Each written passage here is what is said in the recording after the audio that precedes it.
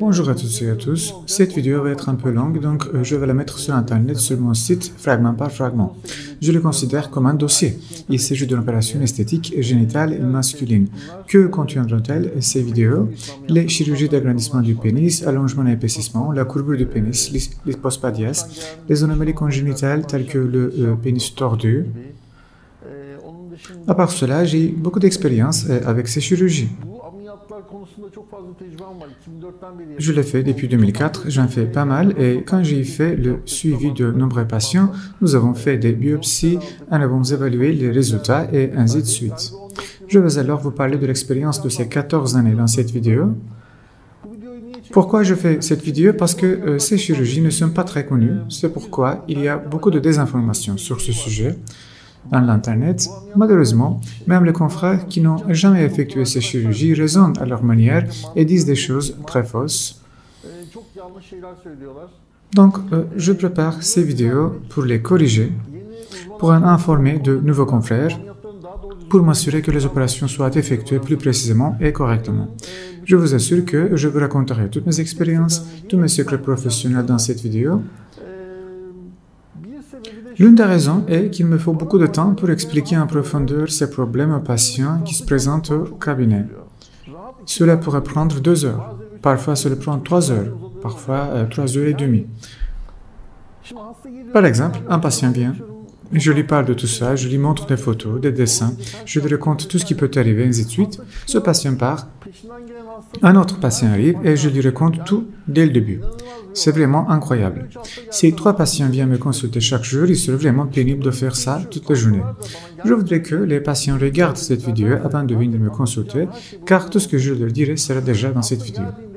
Ainsi, quand le patient se présente au cabinet, notre travail devient plus rapide, plus pratique. Je pense que ça vous permet de ne pas perdre votre temps. Puisque je vais le mettre sur Internet, tout le monde peut le regarder n'importe où. Si quelqu'un a une question, il peut m'appeler pour me le demander, bien sûr, ou se représenter au cabinet pour qu'on parle. S'il y a quelque chose qu'il ne comprend pas, il peut regarder la vidéo encore une fois, me passer un coup de fil ou venir à la clinique. Je prépare ces vidéos pour informer à la fois les patients et aussi les nouveaux confrères qui en parlent beaucoup sans avoir aucune idée. Ça sera sous forme de fragments, comme je l'ai dit, je vais le placer dans des sections séparées, car les vidéos que j'ai réalisées plus tôt, la dernière fois, a duré 2 heures et 20 minutes. Il est très difficile de s'asseoir et de regarder quelque chose pendant 2 heures et 20 minutes du début à la fin sur Internet. Je vais donc le charger sous forme de segments. Je pense donc qu'il serait plus facile de le trouver et d'écouter les parties sur le sujet qui intéresse chaque personne, etc. D'ailleurs, les sujets sont tellement ramifiés, si détaillés que j'ai beaucoup de choses à vous dire. J'oublie parfois de dire certaines choses et puis je me dis j'aurais pu les mentionner dans cette vidéo. C'est pourquoi j'ai pris des notes pour tout mentionner dans cette vidéo et pour ne rien rater. Donc, je vais vérifier ces notes de temps en temps parce que la vidéo précédente que j'ai faite a duré 2 heures et 20 minutes et quand je l'ai regardée plus tard chez moi, en fait, je me suis rendu compte que j'avais oublié beaucoup de choses. J'ai raté quelques points. J'ai pensé qu'il serait mieux de les écrire sous forme de notes et de les mentionner rubrique par rubrique. C'est pourquoi je lirai ces notes de temps en temps comme le présentateur du journal télévisé. Maintenant,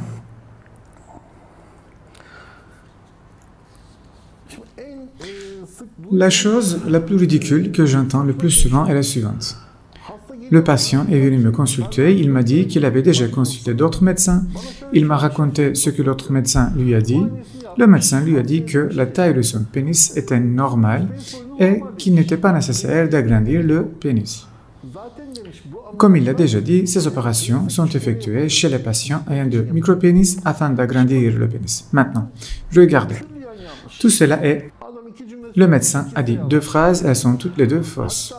En fait, laissez-moi vous dire, même le docteur Haydar Ümen, que j'aime bien, l'a dit dans le journal.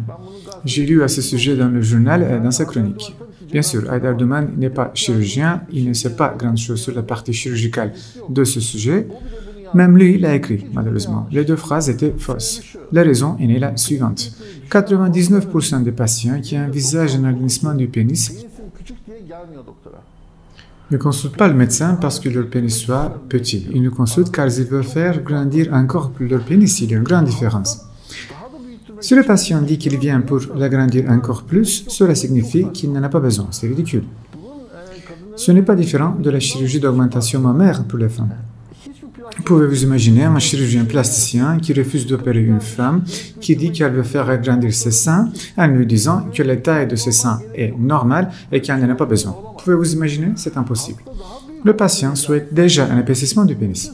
Si possible, on l'opère. S'il n'y a pas une situation exceptionnelle, ça pourrait être fait, mais il est ridicule de dire non. Cela indique que le médecin ne comprend rien, ne connaît pas du tout ce groupe de patients. Deuxième fausse idée. Ces opérations sont effectuées chez les patients ayant un pénis petit. C'est faux. Comme vous l'apprendrez bientôt, les chirurgies d'agrandissement du pénis sont complètement proportionnelles à la taille du pénis, proportionnelle à sa grosseur. Plus le pénis est grand, meilleur est l'allongement. Le résultat sera perceptible de manière très spectaculaire si vous faites également l'épaississement. Mais plus le pénis est petit, plus le résultat sera décevant. En d'autres termes, plus le pénis est petit, moins est l'allongement, plus le pénis est grand, meilleur est l'allongement. Pourquoi? Dans ces opérations, nous n'ajoutons pas un tissu externe au pénis. Nous ne plaçons rien dedans. Nous déplaçons la partie là-dedans du tissu érectile à l'extérieur. Mais un chirurgien qui ne connaît pas ces opérations dirait que ces opérations sont déjà effectuées chez les patients ayant un petit pénis. N'est-ce pas ce qu'on appelle l'agrandissement du pénis? C'est probablement une opération pour les petits pénis. C'est faux. Cette opération ne doit pas être effectuée chez les patients ayant un petit pénis. C'est ce que je pense. Il y a les cas des micropénis. La taille du pénis est de 4 cm en érection. Combien peut être le tissu à l'intérieur d'un pénis de 4 cm? Combien de millimètres pouvez-vous le faire glisser vers l'extérieur? Le patient va-t-il apprécier un tel résultat? Pas du tout. L'attente de ce type de patient est déjà très élevée. Le patient déjà souhaite subir une intervention chirurgicale sur son pénis et souhaite que son pénis mesure 10 ou 15 cm. C'est pas possible. C'est pourquoi il y a vraiment beaucoup de désinformations sur Internet. Les médecins que les patients consultent répondent également aux patients tout en raisonnant. Ils leur disent que la taille de leur pénis est normale et qu'ils n'y ont pas besoin. Mais l'homme n'est pas venu vous consulter parce que son pénis soit petit, vous me comprenez? Il vous consulte car il veut agrandir encore plus son pénis. Vous ne comprenez pas le patient. Et vous dites, non monsieur, cette opération est pour les micropénis. C'est faux, totalement faux. Le médecin ne connaît donc pas du tout la nature de cette chirurgie. Plus le pénis est petit, plus ces opérations échouent, c'est clair. Il y a beaucoup d'informations erronées sur Internet. Permettez-moi de mentionner quelques idioties que j'affronte très souvent. Par exemple, certains médecins disent aux patients « on allonge le pénis par le bas, on ne coupe pas le ligament suspenseur. Si on l'allonge par le bas, vous gagnerez 2 cm. » Il y a même quelqu'un qui dit « si nous faisons l'allongement par le bas, vous gagnerez 3 cm, et si nous faisons l'allongement par le haut aussi, ce sera 3 cm, soit un total de 6 cm. » C'est totalement des conneries. Tout d'abord, soyons clairs, il n'y a aucun moyen d'allonger le pénis du bas. Il n'y a pas une méthode d'allongement sans sectionner le ligament suspenseur. Il n'y a rien de tel. Ne rêvez pas trop. Écoutez, pourquoi disent-ils ça? Malheureusement, les patients craignent le sectionnement du ligament suspenseur. Il y a aussi des vidéos de certains des confrères sur Internet. Ils croient que si le ligament suspenseur est coupé, l'érection sera perturbée, le patient aura une érection molle. Mais il n'y a rien de tel. Vous n'avez aucune idée. Écoutez, la section du ligament suspenseur ne fera jamais de mal au patient. Cela n'a rien à voir avec l'érection molle ou le pénis en érection. Bien sûr, le ligament suspenseur attache le pénis à l'os. Il est utile pour qu'il se tienne droit. Il descend même à la normale lorsque le sectionné chez des patients dont le pénis se tient trop droit. Mais en aucun cas, le pénis du patient ne reste pas trop bas après la section du ligament. L'érection n'est pas du tout affectée car ça n'a rien à voir avec l'érection. Je ne comprends pas du tout où se vient. Si des confrères disent que l'érection se détériora après la section, qu'ils prennent la peine d'ouvrir un livre d'anatomie. Les veines érectiles, les nerfs, le tissu érectile du pénis, etc., Ils n'ont rien à voir avec le ligament suspenseur du pénis. Pensez au ligament suspenseur comme à une corde. Alors, il attache le pénis à l'os du pubis, mais lorsque vous le coupez, ça permet d'extérioriser un segment du pénis, mais pas trop. Parce qu'il y a beaucoup d'autres choses autour qui retiennent le pénis. De plus, il n'y a pas de tissu lié à l'érection. Cela n'affecte pas du tout la rigidité du pénis en érection. Il y a de telles conneries qui circulent. J'espère les corriger. C'est en fait le but de ces vidéos. Corriger ces informations erronées précisément. Il y a autre chose qui m'énerve. On dit qu'ils font des injections de produits de comblement sur la glande du pénis pour traiter l'éjaculation précoce. Le traitement de l'éjaculation précoce, en fait, repose totalement sur la psychothérapie. Il n'y a pas de traitement chirurgical pour le traitement de l'éjaculation précoce. J'ai écrit ça beaucoup de fois. N'inventez pas de telles chirurgies absurdes. Avez-vous lu des articles sur Internet en anglais sur le traitement de l'éjaculation précoce avec le produit de comblement? Il n'y a rien de tel dans la littérature médicale étrangère. Malheureusement, ces fausses astuces sont uniques à notre pays. Et je pense que la source est un article que j'ai publié sur mon site, bon sang. Il y a des années. En fait, j'ai publié un article sur la page cosmeticgerrahi.com dans la section de chirurgie génitale masculine sur l'augmentation du gland du pénis avec les produits de complément. Cet article a été écrit par un médecin étranger, alors ça m'a semblé intéressant. Ils ont mis l'article sur Internet pour ainsi dire, avec toutes ces photos, etc. J'ai publié cet article sur mon site, il me semblait intéressant à cette époque. Puis, des années plus tard, cela a commencé à m'apparaître assez ridicule. Il y avait un patient qui a tellement insisté, laissez-moi vous en parler. Le patient a tellement insisté pour que nous le fassions. Il a même signé un document dans lequel il assume toutes sortes de responsabilités. J'ai fait une injection au filler du glande. Mais cette injection n'a pas entraîné d'engourdissement et le filler n'y est pas persisté non plus.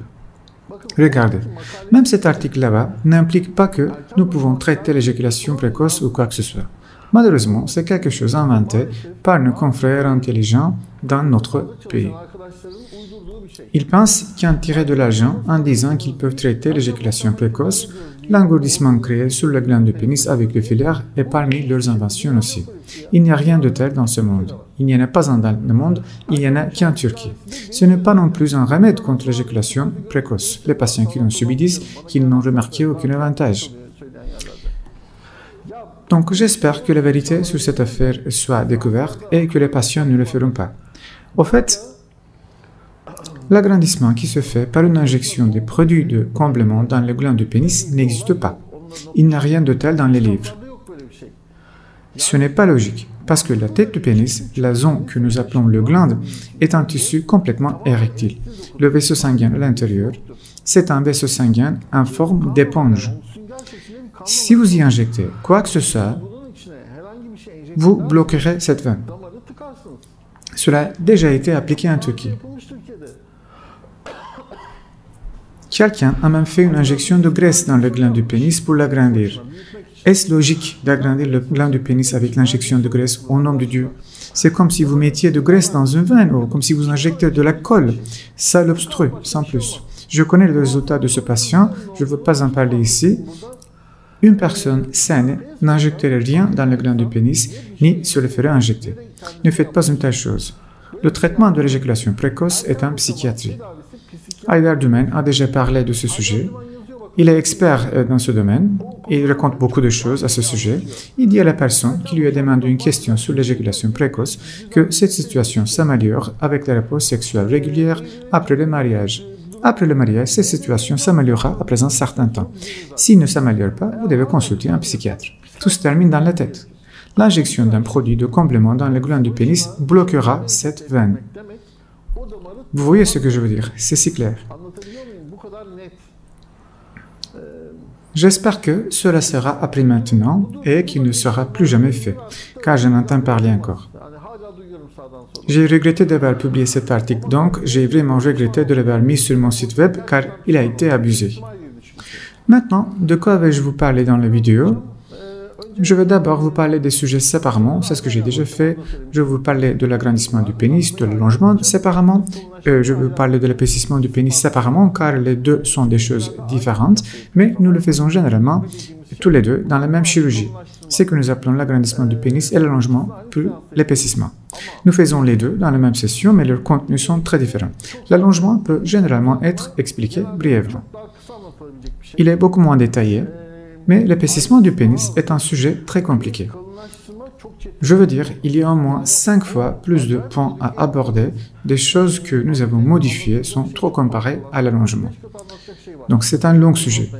Je vais vous parler de séparément. Je vais d'abord vous parler de leur technique classique. Que faisait-on? Je vais vous parler de la technique classique qui est dans les livres, puis de la méthode que j'ai modifiée moi-même. Pourquoi je l'ai modifiée? Je vais vous parler de ce que j'ai changé dans cette chirurgie et pourquoi. Je vais vous parler des biopsies que nous faisons tous les jours. Je vais vous parler des commentaires des patients.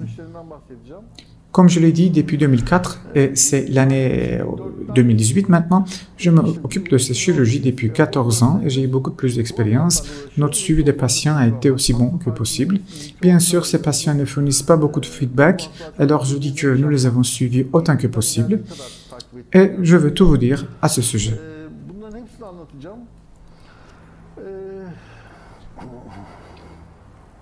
Au fait, en décrivant mes propres modifications, mes techniques, ne prenez pas cela comme une chose de livre. Ce n'est pas dans les livres, c'est ce que je dois dire, ce sont mes propres modifications. Permettez-moi également de noter qu'en règle générale, ce n'est pas une règle dont je parle, mais la technique classique se retrouve dans les livres. Et pourquoi je vous dis ça aussi? Un jour, dans une conférence, j'ai parlé de mes propres modifications et ainsi de suite.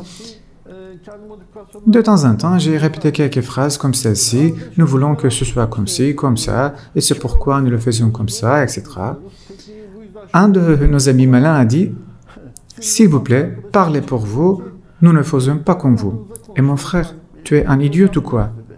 Excusez-moi, mais quand je dis que nous le faisons comme ça, je veux dire en équipe. Je parle toujours de cette façon. Je parle en tant qu'infirmière, aide-soignante, anesthésie et moi-même. Nous travaillons en équipe et c'est ainsi que nous le faisons. Bien sûr, je ne parle pas pour vous, mais si vous étiez une personne intelligente, vous vous asseyez et m'écoutez, profitez de mon expérience. Faire l'andouille en disant « parlez pour vous-même ». C'est de la grossièreté, je suis désolé, mais laissez-moi lui répondre d'ici, je me suis retenu depuis des années. Maintenant, permettez-moi de vous donner d'abord des informations générales sur ces chirurgies. Si vous faites attention, c'est encore l'introduction. Je vais donc parler de l'allongement dans une vidéo et l'épaississement dans une vidéo séparée. Ceci n'est que l'introduction. Nous ne sommes donc qu'au début de l'introduction. Permettez-moi de le dire de cette façon. Permettez-moi d'abord de parler de l'anatomie du pénis et des testicules.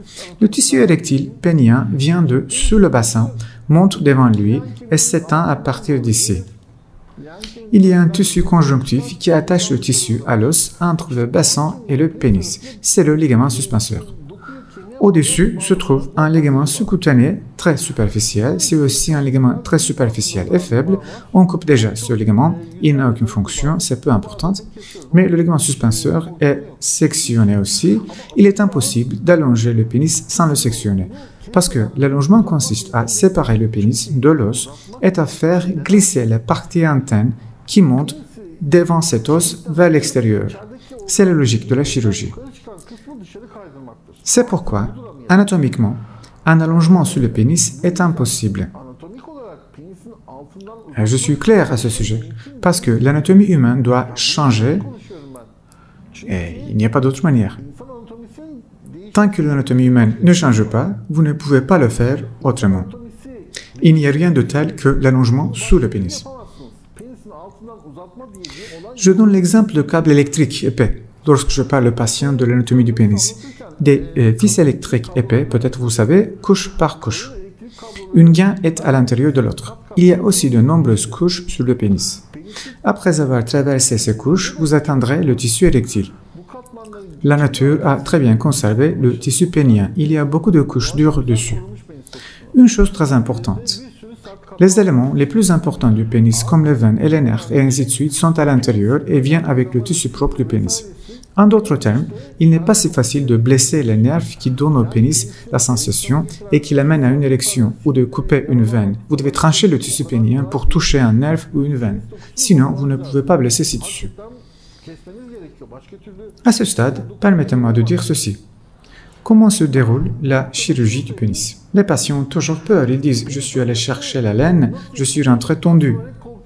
Ils craignent qu'on endommage le tissu érectile et que l'érection soit détériorée. Regardez, cette chirurgie est très intéressante. Nous faisons de l'allongement du pénis, mais nous ne touchons jamais le tissu du pénis. C'est très intéressant. En d'autres termes, nous pratiquons une chirurgie d'allongement du pénis sans toucher le tissu pénien. Comment cela se passe-t-il? Nous coupons le ligament suspenseur du pénis tout droit en bas de l'os, le pénis se libère et vous détachez le pénis de l'os après tout. En fait, lorsque vous coupez ce tissu conjonctif pendant la chirurgie, vous sentirez qu'il se détache immédiatement, vous le voyez. À ce stade, le tissu pénien n'est pas du tout touché. C'est juste que le ligament suspenseur est libéré de l'os, le pénis s'en débarrasse. Nous injectons également de la graisse sous la peau du pénis tout en faisant de l'épaississement. Bien sûr, on doit suivre les procédures, mais l'important est que nous le faisons en dehors de ces couches protectrices du pénis. Ainsi, l'injection de graisse se fait sous la peau du pénis. Que se passe-t-il? Encore une fois, on ne touche pas au pénis. En d'autres termes, l'allongement et l'épaississement n'endommagent pas le pénis car le tissu pénien lui-même n'est pas du tout touché. C'est une opération intéressante, mais de nombreux médecins, malheureusement, craignent cette opération. C'est la raison pour laquelle la plupart des chirurgiens plasticiens ne les pratiquent pas. Je pense qu'il n'y a rien à craindre, je vous assure, la rhinoplastie est beaucoup plus risquée. La rhinoplastie est pratiquée tous les jours partout, eh bien c'est surprenant, parce que la probabilité de complications dans la rhinoplastie est 50 fois plus élevée que dans la chirurgie du pénis. Laissez-moi vous dire la pire chose qui puisse arriver si le patient subit une chirurgie du pénis, il peut y avoir beaucoup de résorption de la graisse que vous avez injectée. Après 6 mois, le patient revient avec la majeure partie de la graisse qui s'est résorbée. Cela pourrait arriver, mais ce n'est pas non plus une complication grave. Vous injectez à nouveau de la graisse et elle tient généralement mieux la deuxième fois. Mais comme risque, la chirurgie d'agrandissement du pénis est l'une des meilleures chirurgies plastiques à mon avis. Il n'y a donc aucun risque important. Je vais vous dire plus en détail pourquoi ce n'est pas le cas lors de l'allongement et de l'épaississement. Ce que tout le monde craint, c'est le sectionnement du ligament suspenseur. Il n'est pas possible que la section du ligament suspenseur provoque de complications. Nous parlons juste du ligament. C'est le tissu conjonctif qui relie le pénis à l'os. À l'intérieur, près du fond, il y a une petite veine dans le ligament suspenseur. Pourquoi est-ce important? Il n'y a aucune chance de blesser quoi que ce soit si vous sectionnez le ligament suspenseur car il n'y a rien à l'intérieur. Il n'y a pas de veine, de nerf, rien dedans. Près du fond, une petite veine le traverse. Elle n'a aucune importance. Le sectionnement de cette veine nous montre que nous avons atteint tout simplement la limite. Je vous le dirai, quand je vous parlerai de mes techniques, je ne sectionne pas le ligament suspenseur à 100%, je laisse une partie intacte tout en bas, une toute petite partie, disons 20%. La section de cette veine nous indique que nous avons atteint la limite car elle est très proche du fond. Quand on coupe le ligament suspenseur, ça saigne quelque part. Le saignement est prévu et c'est à cause de cette veine-là, tout le monde a cette veine. Le sectionnement de cette veine ne cause aucun dommage. Quand on remarque le saignement, on cautérise la veine immédiatement et le saignement s'arrête. C'est là que nous finissons de sectionner le ligament suspenseur. En fait, on peut dire que cette 80% nous montre la limite à 20%. Peut-être que si j'écris ceci, cela fera un article, mais il n'y a pas d'autre structure en dehors de cette veine et elle ne cause aucun dommage. La section du ligament suspenseur est un événement très simple, les complications ne sont pas possibles. Au contraire, ce que tout le monde craint, c'est le sectionnement du ligament suspenseur. C'est pourquoi les médecins disent qu'ils refusent de sectionner le ligament dans l'allongement. C'est de la publicité, tout simplement, pour attirer les patients. Bien sûr que c'est un mensonge, parce qu'il n'y a pas d'allongement sans sectionner le ligament. Au contraire, l'épaississement du pénis est plus risqué.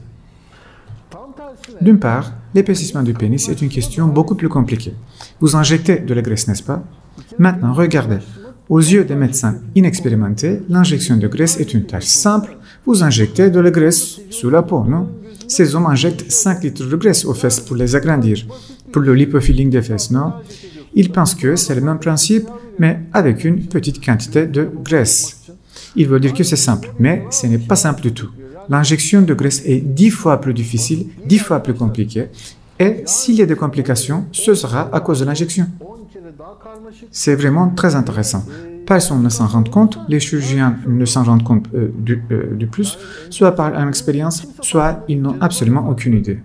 Les patients craignent également le sectionnement des ligaments suspenseurs. Il semble aux patients que c'est une chose terrible. En fait, il n'y a aucune complication liée au sectionnement. Mais regardez quelles complications peuvent survenir lors de l'injection. À un moment donné, la graisse peut se résorber beaucoup. De plus, si vous injectez trop de graisse, si vous en faites trop, cela rendra l'érection difficile. Mais ce n'est pas parce que le pénis soit endommagé, mais parce que la quantité de graisse injectée est trop importante. C'est pourquoi nous avons apporté certaines modifications.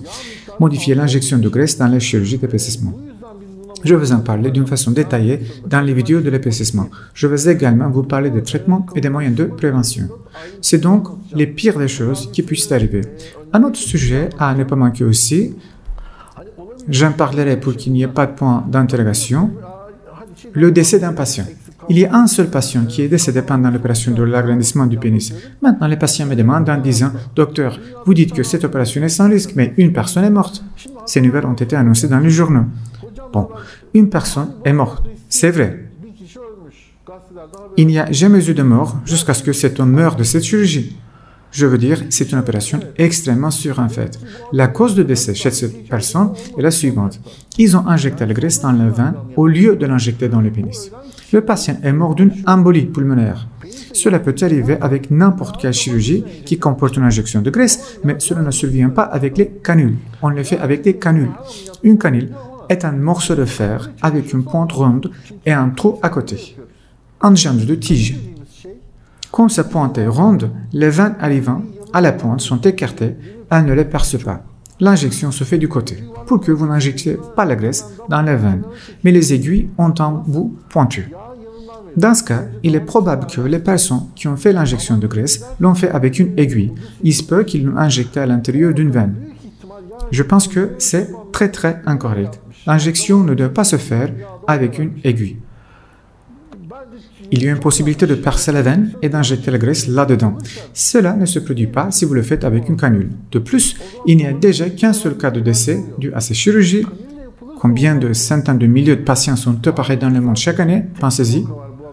Je veux dire, vous ne pouvez pas appeler ces chirurgies une merde juste parce qu'une personne ignorante l'a fait avec une aiguille. Le risque de décès était déjà nul jusqu'à ce cas, vous me comprenez? Il ne faut pas trop s'inquiéter de cette chirurgie, de ce cas.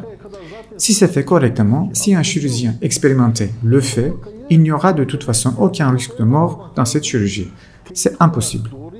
En d'autres termes, l'opération effectuée n'est pas si compliquée. Il ne s'agit pas d'une opération effectuée sur des tissus profonds ou sur le pénis lui-même. C'est une opération qui se fait entièrement sous la peau, ce qui ne présente aucun risque lorsque vous injectez de la graisse avec une canule. Sectionner le ligament derrière le pénis est également sans risque. Il est extrêmement sûr. Dans le pénis, la résorption de la graisse injectée peut se produire. Il peut être nécessaire de refaire des injections supplémentaires. Je ne dis pas que tout le monde en a besoin. J'ai vu des patients dans les 5e et 6e années après la chirurgie et ils n'avaient toujours pas besoin d'une deuxième injection de graisse. Donc, ce sont des très bons résultats. Bien sûr, il y a le patient chez lequel nous avons réinjecté de la graisse. Au 6e fois, le patient revient, nous faisons une deuxième injection.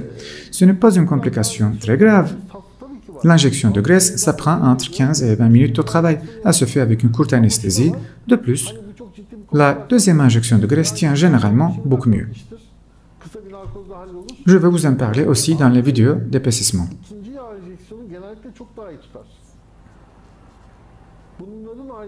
Laissez-moi vous dire quelque chose.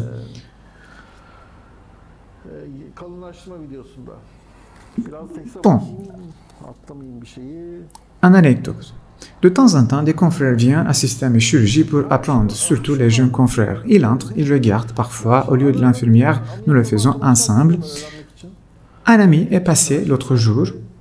Il a regardé l'étape d'allongement de cette opération, la section du ligament suspenseur, ainsi de suite. Nous effectuons l'opération en 3 étapes en général. Tout d'abord, nous injectons un médicament dans la base du pénis pour prévenir le saignement là-bas. Mais il faut attendre 10 minutes pour que le médicament fasse effet. D'abord, on fait une injection à la base du pénis, à l'endroit où on va faire l'allongement, puis on prélève de la graisse de l'abdomen. Le prélèvement de graisse est la première étape de l'opération. Nous préservons la graisse que nous avons prélevée, la mettons dans les injecteurs médicaux. Ensuite, nous passons à l'allongement.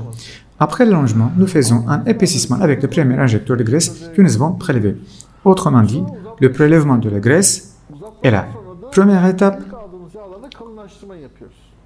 l'allongement est la deuxième étape et l'épaississement est la troisième. C'est ainsi que se déroule la chirurgie. Cet ami est venu, a regardé l'allongement, l'a bien observé, puis a dit « Docteur, j'ai des choses à faire, j'ai tout observé, merci. » Il est parti. En fait, l'étape qu'il devait observer était l'épaississement. Parce que les principaux points dont je vais vous parler concernent l'épaississement, concernent l'injection de graisse. Il y a tellement de choses à raconter, mais l'homme est parti sans rien écouter. Même les chirurgiens plasticiens ne le comprennent pas complètement. Ils pensent que la chirurgie principale est l'allongement, la section du ligament suspenseur et pas l'épaississement. Parce que c'est comme quelque chose de beaucoup plus chirurgical. Vous savez, non? Le ligament suspenseur est sectionné. L'injection de graisse n'est qu'une simple injection. C'est pas du tout le cas. Maintenant, que fait-on dans cette opération? Dans les chirurgies d'agrandissement, nous réalisons un allongement et un épaississement à la fois, ou nous faisons simplement de l'épaississement. Mais nous ne faisons pas seulement d'allongement. Pourquoi? Parce qu'il y a deux raisons à cela. Premièrement, l'allongement lui seul permet de gagner 2 cm en longueur. Disons même 3 cm chez certains patients. Mais cela seul ne satisfait pas le patient. De plus, il y aura un creux à la base du pénis qui se forme en fonction de cet allongement. Je pense que c'est aussi le critère objectif d'allongement, qui le montre définitivement. Il est nécessaire de combler ce creux à la base du pénis avec de la graisse, sinon il y aura une déformation visuelle. C'est pourquoi je ne pense pas que l'allongement doit se faire seul. Le patient ne serait pas satisfait et le pénis sera défiguré. Je veux dire, ce n'est pas non plus satisfaisant sexuellement sans parler de la déformation visuelle. Parce que si vous me demandez lequel est le plus important, la longueur ou l'épaisseur, je dirais que, bien sûr, l'épaisseur est plus importante en matière de sexualité. En matière d'apparence et de psychologie, le fait que le pénis soit long est également agréable pour les femmes. Mais dans le sens des rapports sexuels, un pénis de 10-11 cm est déjà suffisant. Je pense que plus la circonférence du pénis est importante, plus c'est important en termes de satisfaction sexuelle. C'est ce que je pense. C'est pourquoi je recommande soit un épaississement plus un allongement. Et je le fais comme ça. Bon, qui peuvent subir cette chirurgie? Je vais regarder le texte. Donc, j'ai un texte de 16 pages. En fait, on se trouve maintenant dans la deuxième page. Qui peuvent subir cette chirurgie? Parfois, les patients me le demandent. Alors, l'homme dit, c'est bizarre, combien y a-t-il de personnes comme moi? Qui sont les personnes qui ont subi cette chirurgie? Si vous me le demandiez avant, je dirais que la grande majorité de ceux qui ont subi cette chirurgie, 80%, 95% d'entre eux, sont des personnes de plus de 40 ans et avec 2 enfants. C'est tout le cas. Avant. Même un patient m'a appelé au téléphone, il a posé beaucoup de questions, il a dit « Je me demande qui subit cette opération ». Et j'ai répondu comme ceci. Des hommes de plus de 40 ans et avec 2 enfants subissent cette opération en fait. J'ai dit, vous aussi, vous avez probablement plus de 40 ans et vous avez 2 enfants. L'homme a éclaté de rire en disant, comment le saviez-vous, docteur? J'ai 95% de chances de le deviner correctement. Je veux dire, c'est vraiment intéressant. C'était comme ça avant, mais ensuite, le profil du patient a changé. Plus tard, après 2009, 2010, en fait, jusqu'à cette date-là, c'était toujours comme ça, des personnes de plus de 40 ans avec 2 enfants. Mais après 2011, disons, de jeunes patients de 31, 25 ans ont également commencé à nous consulter. Ces cas ont commencé à augmenter. Au cours de la dernière année, les patients qui sont venus avec leur épouse, petites amies, a commencé à augmenter. Écoutez, j'ai jamais vu un patient qui est venu avec sa femme avant 2017. Mais au cours de la dernière année, les gens ont commencé à s'habituer à ces chirurgies maintenant. Le nombre de patients qui viennent avec leur épouse ou leur copine est plus différent d'avant. Ces patients nous consultent aussi maintenant. Je ne peux plus dire que les personnes avec 2 enfants de plus de 40 ans soient majoritaires comme avant, parce que c'est devenu très courant. Je pense qu'on parle plus de ces chirurgies dans la société maintenant et elles semblent plus normales. C'est ce que je pense. C'est que la chirurgie d'agrandissement du pénis n'est de toute façon pas différente de l'augmentation mammaire. Ils sont tous les deux faits pour la sexualité. Les femmes subissent une vaginoplastie. À quoi ça sert? C'est pour la sexualité. Une femme qui est accouchée par voie basse 3 fois, bien sûr, le vagin se relâche, la vie sexuelle peut se retrouver affectée. Alors, elle subit une vaginoplastie. Et les hommes aussi se font opérer pour un agrandissement du pénis. Pourquoi? Pour mieux satisfaire leurs femmes, leurs copines. Je pense que c'est tout à fait normal. Quand j'ai commencé en 2004, les patients venaient nous consulter avec un peu d'appréhension en demandant s'il existait une telle opération vraiment. Il y avait toujours des patients de plus de 40 ans, mais le profil a beaucoup changé. Les choses ont changé, il y a un développement dans la société, cette opération est beaucoup plus acceptée. Si vous dites d'où viennent ces patients, eh bien, je n'ai pas fait de publicité pour cette opération, je n'ai toujours pas de site web sur ce sujet pour le moment. Il n'y a qu'une seule page à ce propos sur cosmeticjerrai.com, il y a juste un paragraphe ou 2 dans cette page. À part ça, il y a 2 articles sur le site web de Milliet, mes articles. En dehors de cela, nous sommes recommandés de plus en plus par les patients. J'ai des patients intéressants qui ont reçu des conseils de leurs proches, de leurs amis. Je dis que c'est vraiment intéressant. J'ai été surpris au début aussi, même si cela me semble assez normal maintenant. Je me souviens d'un patient que nous avons opéré, il nous a amené son neveu. Un autre patient qui a été déjà opéré a amené son ami, un autre patient son oncle. Je pense que ces chirurgies peuvent être discutées même dans la famille, parce qu'il y a beaucoup de patients qui amènent leurs proches. Nous sommes recommandés par nos propres patients. En dehors de cela, ce dont je peux généralement parler, c'est de la taille du pénis. Maintenant, nous faisons l'agrandissement du pénis. Alors, d'abord, combien mesure un pénis? Quelle est la taille normale? Combien de centimètres fait-il? Ainsi de suite. Maintenant, regardez. Ce qui est expliqué dans le livre, comment la taille du pénis est-elle mesurée? Prenez le pénis et retirez-le, lâchez-le. Mettez une règle à côté, prenez une photo de cette façon. Ça me semble ridicule. Entre 2004 et 2006, je mesurais le pénis, je mettais une règle et ainsi de suite, mais vous savez quoi? Il s'agit d'un tissu mou. Il n'y a pas d'os dedans. Il n'y a pas de tissu fixe dedans. C'est un tissu totalement mou et il s'agit d'un tissu érectile. Si vous le touchez et prenez une photo pendant 2 minutes sans l'engourdir, il y aura une érection, la différence de longueur sera de 3 ou 4 cm. C'est un peu difficile de mesurer le pénis dans cette chirurgie. C'est difficile de faire des mesures exactes. De toute façon, il est très rare que le patient revienne pour un examen de contrôle afin de faire des mesures. Il n'y avait presque pas de patients à l'étranger qui revenaient et donnaient les mesures de leur pénis. Il est écrit dans les livres qu'il n'y a pas d'article sérieux sur ce sujet. L'une des questions les plus fréquemment posées par les patients est la suivante. Quelle est la taille du pénis en érection? Les centimètres gagnés en longueur seront-ils évidents après la chirurgie? Regardez, les livres classiques disent qu'il n'y a pas d'études claires sur cette question, parce que le patient ne veut pas mesurer son pénis et nous envoie une photo de son pénis en érection après la chirurgie, 6 semaines après l'opération, etc. Ce n'est pas probable. Ce n'est pas possible dans notre pays.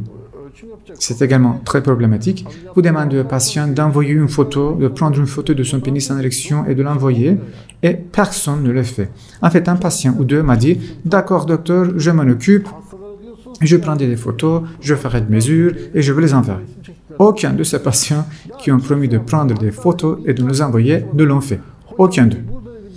1 ou 2 patients ont pris des photos sur le téléphone portable. Ils les ont pris avant de venir à l'opération. Ils ont pris une photo, ont mis une règle au-dessus du pénis en érection. J'ai dit au patient, envoyez-les à moi. Mais il n'a rien envoyé. Nous l'avons opéré. J'ai dit, je pensais que tu allais envoyer les photos. Il a dit, ah, j'ai oublié, docteur. Il est venu pour l'examen de contrôle au, je pense, 6e mois, 9e mois. Je lui ai rappelé, même je lui ai dit, prenez des photos post-opératoires, mettez une règle sur le pénis en érection, envoyez-les moi. Mais non. Il ne les a pas envoyés. Ce n'est pas le seul patient. Je veux dire, il y en a d'autres patients comme lui. Le patient me montre sa photo sur son téléphone portable. Il dit que c'est l'état du pénis en érection, et ainsi de suite, mais il ne m'envoie pas cette photo. Il est très difficile pour ces patients d'envoyer ces photos-là. Ils ne les envoient pas. Et donc, je n'insiste plus. Parce qu'ils ne les envoyaient jamais.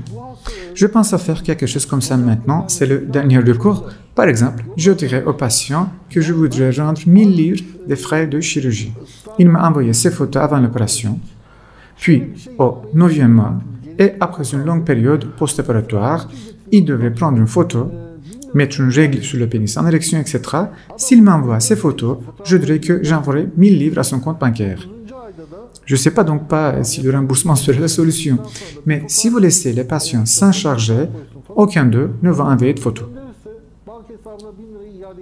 J'expliquerai dans les vidéos de la chirurgie d'allongement s'il y a un allongement notable en érection ou non.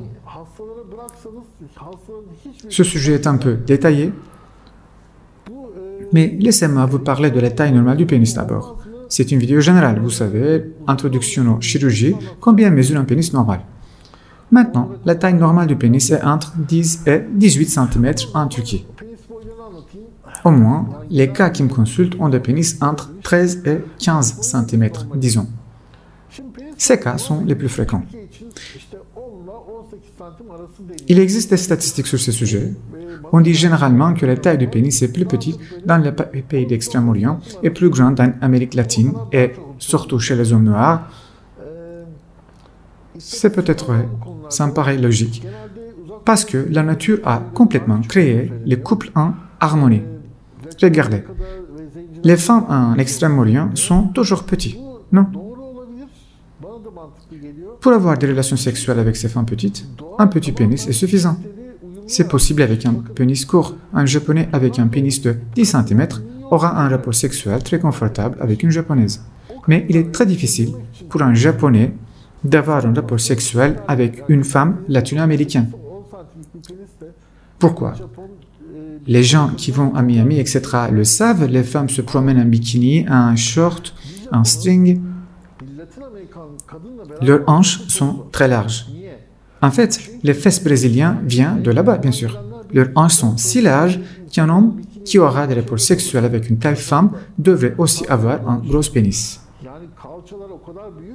Sinon, le pénis n'atteindra pas le vagin. C'est pourquoi les couples ont toujours été compatibles. Les hommes et les femmes d'Extrême-Orient sont anatomiquement compatibles, bien sûr, et les femmes et les hommes d'Amérique latine sont aussi compatibles. Même chose pour les Noirs. Donc, chaque race est particulière. Je pense que la Turquie est dans la moyenne. Je pense qu'elle est moyenne dans le monde en termes de taille de pénis. Mais n'y a-t-il pas des hommes avec des pénis de 18 cm en Turquie? Bien sûr, il y en a. Il y a même un patient qui vient l'élever. Son pénis mesure déjà 18 cm, mais il veut l'agrandir un peu plus. Puisque le pénis est de grande taille, l'agrandissement sera également important. Le résultat sera excellent parce que, comme je l'ai indiqué, nous exploitons tout ce qu'on a. Nous déplaçons les parties intérieures du pénis vers l'extérieur. Puis il est grand, meilleur sera le résultat obtenu. À part ça, donc nous vous avons déjà parlé de la taille du pénis. Y a-t-il des statistiques pour l'épaisseur? Bon, je n'ai jamais vu un article sur la circonférence ou l'épaisseur du pénis. Ce n'est pas un sujet sur lequel on s'est beaucoup concentré. En termes d'épaisseur, on pense que plus le pénis est épais, mieux c'est. Parfois, les hommes viennent pour augmenter l'épaisseur du pénis 3 fois, même s'ils n'ont pas besoin de ça, pour qu'il soit bien épais. Le problème dans l'épaississement est le suivant. Si vous injectez trop de graisse à la fois, cela rend l'érection difficile. L'érection se détériore. Un pénis sans érection ne sert à rien non plus. C'est pourquoi nous avions l'habitude dans le passé d'injecter beaucoup plus de graisse, mais ensuite nous l'avons limité. Nous avons réduit les quantités. Et que s'est-il passé? Je vais en parler d'une façon détaillée dans les vidéos de l'épaississement, parce que c'est une longue histoire. Mais pour moi, pour autant que je sache, il n'y a pas de test statistique. Il ne faut pas exagérer quand même. À mon avis, le corps du pénis ne doit pas être épaissi au point d'être incompatible avec le gland du pénis. Parce que si vous injectez autant de graisse, le pénis se déforme et l'érection devient difficile. Vous voyez ce que je veux dire? Il y a donc aussi un niveau d'épaississement raisonnable. Dans tous les cas, c'est l'étape où les complications les plus courantes des chirurgies d'agrandissement du pénis peuvent survenir. L'érection devient difficile lorsque vous injectez excessivement de graisse. Par exemple, quelqu'un à l'hôpital où je travaille récemment, un autre chirurgien plasticien a injecté 90 cc de graisse à un patient arabe. Je présume. Pourquoi? C'est ainsi pour les patients arabes. Un patient arabe veut avoir un pénis qui ressemble à une bûche de bois. Ils exagèrent beaucoup. Je montre une photo de mes propres patients à un patient arabe, je lui montre mes meilleurs cas, il lève les yeux en me disant « Je ne vois aucune différence entre les deux ». Je lui dis « Alors, soit vous irez chez l'ophtalmologue, car vous avez besoin de lunettes, soit vous n'allez pas vous faire opérer. » Parce que dans la tête, il veut avoir un gros pénis qui ressemble à une bûche de bois après l'opération. Mais n'allez-vous pas avoir des rapports sexuels avec une femme normale? Quel est l'intérêt d'avoir un pénis aussi gros qu'un bras? Ils disent vraiment des bêtises. L'homme veut que ce soit aussi épais que possible. C'est exagéré. Le médecin a probablement accepté d'injecter 90 cc de graisse à ce patient arabe dont j'ai parlé. L'injection de 90 cc de graisse dans le pénis signifie une dysfonction érectile inévitable. Le patient aura des troubles érectiles. Ce patient va causer des ennuis au médecin pendant au moins 3 ou 4 ans. Pourquoi? Parce qu'il y aura une certaine résorption graisseuse.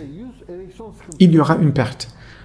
Assurez-vous, le patient va appeler le médecin tous les 2 jours en se plaignant des troubles érectiles jusqu'à ce que ces troubles disparaissent. Je suis désolé pour le chirurgien qui fait cette opération. Je veux dire, il aura mal à la tête pendant 2 mois, 3 mois. Comme je l'ai dit, l'épaississement est un sujet très compliqué. Je vais tout expliquer dans les vidéos d'épaississement.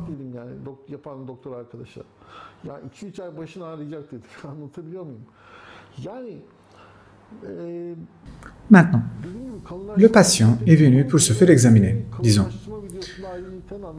Bien sûr, nous en parlons de tout ça. Comme je l'ai dit, cela prend environ 2 heures, 2 heures et demie. Après cela, nous procédons à l'examen clinique. Qu'est-ce qu'on fait pendant cet examen? La première chose que nous examinons est le tissu adipeux qui est localisé au niveau de l'abdomen. Parce que s'il n'y a pas de graisse dans l'abdomen, cette opération ne serait pas possible. Nous avons besoin de graisse pour l'allongement. Si nous ne faisons que de l'épaississement, nous avons également besoin de graisse pour le faire. Cela ne marcherait pas sans graisse. Il doit donc y avoir de la graisse abdominale. Certains patients sont des athlètes où ils utilisent des brûleurs de graisse. Parfois, les patients qui nous consultent n'ont pas de graisse sous la peau. Vous tenez la peau, c'est juste de la peau. Le dessous est vide. Il y a du tissu musculaire directement sous la peau. Les chirurgies d'allongement et d'épaississement sont impossibles chez ces patients, franchement. J'ai reçu un tel cas à l'époque, un patient qui insistait pour se faire opérer d'une manière ou d'une autre. D'accord, nous avons fait l'allongement, nous avons fait l'épaississement, comme suit. Nous avons prélevé de la peau de laine en lambeau cutané, nous avons épluché la couche morte supérieure du lambeau cutané, enroulé la partie vivante de la peau autour du pénis, à l'intérieur, sous la peau. C'est une façon de faire, oui, mais dans cette méthode, l'épaississement du pénis ne sera pas autant que vous le souhaitez. En d'autres termes, cette méthode ne fournit pas un épaississement qui peut être réalisé par 56 de graisse. Que s'est-il passé? Le patient n'était pas satisfait. À mon avis, l'opération a échoué. Le patient est parti. 1 ou 2 ans se sont écoulés. L'homme a réussi à prendre du poids d'une certaine manière. Il est revenu parce qu'il avait de la graisse sur l'abdomen et nous avons constaté qu'il avait vraiment de la graisse qui est localisée au niveau de l'abdomen. Nous l'avons fait avec une injection de graisse et c'est à ce moment-là que nous avons obtenu un bon résultat. Donc, il doit nécessairement y avoir de la graisse. D'où prélevons-nous la graisse habituellement? Nous la prélevons de l'abdomen, des poignées d'amour et des cuisses. Il doit y avoir de la graisse. À part ça, ce que nous examinons chez les patients, y a-t-il de la graisse autour du pénis? Parfois, il y a une accumulation de graisse autour du pénis. Cette graisse ne fournit pas d'allongement. Le fait d'y prélever de la graisse ne fournit pas d'allongement, mais ça devrait aider. Nous ne laissons pas non plus la graisse dans cette zone. Nous la prélevons également. Nous vidons complètement cette zone, entourant le pénis. Ensuite, nous examinons la taille du pénis. Comme je l'ai dit, s'il s'agit d'un très petit pénis, la chirurgie sera ratée. S'il est dans les limites normales, la chirurgie réussira. En d'autres termes, nous ne devrions pas appliquer cette chirurgie sur des patients ayant un très petit pénis, et si vous le faites, vous ne devriez pas trop espérer, parce que la longueur gagnée sera de quelques millimètres. Aussi, le patient a une anomalie congénitale. Par exemple, j'ai vu un patient qui a découvert qu'il souffrait d'hypospadias à l'âge de 40-42 ans. Le méa urinaire se trouve sur la glande du pénis du patient. Il a vécu jusqu'à l'âge de 40, mais il ne savait pas que c'est l'hypospadias. En fait, c'est intéressant. Il a dit qu'il n'avait pas à se plaindre, il ne voulait pas non plus que l'hypospadias soit corrigé. C'est intéressant. Il avait même un enfant. Je veux dire, c'est un homme avec un enfant. Parfois, le patient peut ne pas le savoir. Si le patient est atteint d'hypospadias, une anomalie supplémentaire, il est nécessaire de le corriger séparément. Ensuite, nous examinons la peau du pénis. La peau du pénis est très tendue chez certains patients. Elle est si tendue que le pénis ressemble à une saucisse, disons. La peau est comme la membrane d'une saucisse. C'est tellement serré, tellement adhérente. J'ai vu des patients comme ça. Il ne faut pas promettre trop d'épaississement à ces patients. Pourquoi je dis ça? Vous injectez de la graisse sous la peau de pénis. Dès que vous retirez la canule, la majeure partie de la graisse est expulsée. Donc, si la peau est trop tendue, cela ne lui permet pas de gonfler. Lorsque nous injecterons de la graisse, la peau doit être un peu lâche pour qu'elle puisse gonfler. C'est pourquoi vous devez également examiner la peau. Puis, la sangle pénoscrotale. C'est une chose vraiment très intéressante, car si vous demandez aux patients qui ont déjà appris cela, ils diraient qu'ils en souffrent absolument. La peau sur le pénis est déjà lâche. Si vous parlez de ce relâchement cutané, tout le monde l'a. La sangle pénoscrotale congénitale est totalement différente. La sangle pénoscrotale est diagnostiquée comme suit. Le patient s'allonge sous le dos, sur une civière, vous tenez la glande du pénis et le soulevez, tout comme un mat de voilier. Si ce morceau de peau s'ouvre entre le pénis et les testicules chez le patient, alors il s'agit d'une sangle pénoscrotale congénitale. Et ça fait quoi? Lorsque le pénis est en érection, il est difficile d'avoir des rapports sexuels car il y aura un long morceau de peau en dessous. La sangle pénoscrotale congénitale est corrigée car elle rend difficile des rapports sexuels. La correction de la sangle pénoscrotale congénitale ne provoque pas l'allongement du pénis. Parfois, les médecins trompent les patients, malheureusement. Je le dis poliment, ils trompent parfois les patients. Ils disent qu'ils peuvent allonger le pénis. L'allongement ne se fait pas comme ça, mon frère. La réparation de la sangle pénoscrotale congénitale n'est pas un allongement. Lorsque la sangle pénoscrotale est réparée, il n'y aurait pas d'allongement même de 1 mm.